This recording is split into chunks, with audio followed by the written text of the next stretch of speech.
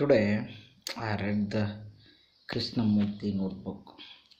Jiddu Krishnamurti, one of the well-known philosopher, spiritual master in the 20th century. His teaching was very different from the all uh, enlightened master compared to all other enlightened masters. He's very clear in his teaching, but people cannot understand his teachings because his knowledge and wisdom is very high level. The normal people cannot understand his words. Okay, for example, I will show. This is Jiddu Krishnamurti notebook. In that book, in the 45 days, his enlightened process is explained and he wrote down in the pencil. He mainly deals with the mind. The mind is the only thing that can give you all things, but we have to know the mind sense. He also dealing with the mind sense. Okay, so when you know the mind and matter, what happens with the mind? We're simply sitting and observing the thoughts. Something is happens and we suddenly came into a present moment. We came and again we forgot that the moment, again we go to the thoughts. Okay, so Jiddu Krishnamurti's teaching is staying in the present with observing the thoughts, where it came from. The thoughts are mind-made illusions. Thoughts are mind-made illusions. They reflect on day-to-day life. So his perception of thinking is very different from common people. He don't talk about any enjoyment, any pleasures, any entertainments. Just we have to witness the every moment, every act, every point of view. So each act we have to aware and know the state of mind, and know the state of consciousness.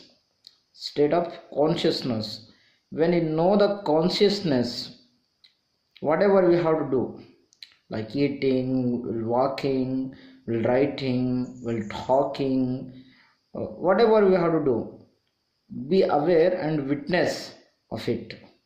So Krishnamurti's teaching is very difficult, it's hard to understand, because he never ever say about God or soul, nothing. He cannot say about all nonsense things. He simply inquire, go into inward, into deep self. In the deep self, you know the truth. What is what? So, the Jiddu Krishnamurti teachings are usually very difficult to understand. When you go in a deep meditation and a deep concentration and a deep awareness, then you understand the teachings of Jiddu Krishnamurti. The man who deals with non-worldly things, he says, we understand outer world, then we understand inner world. So both worlds we have to witness. Such a strange experience to read Jiddu Krishnamurti is something very very clear in his teaching. When I attend the 10 days Buddha's teachings, he is also very different, and Jiddu Krishnamurti also very different. So both are dealing with the same things, the mind and matter. They are dealing with the mind and matter. They never ever say of the God, Atman, nothing. Just you have to presently inquire what happens with you, which things happens to you, which things happens with you, what to do with the things, how you react. Somebody comment with you, you suddenly react. Someone scold you, you suddenly react. The reaction came from the mind. It cannot resist. It wants to pleasure. It cannot need a pain. If a single word is resisting, the mind can oppose it, and it go to the opposite direction. Like that, someone comment irritatively, my mind is reacting and simply scolding him and using unaware words and abusing him. This is a mind.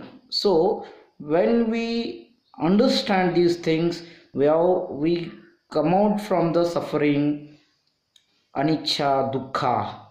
This is a Buddha's teaching, but we are humans. We cannot reach that point. Just we have leading the normal human life.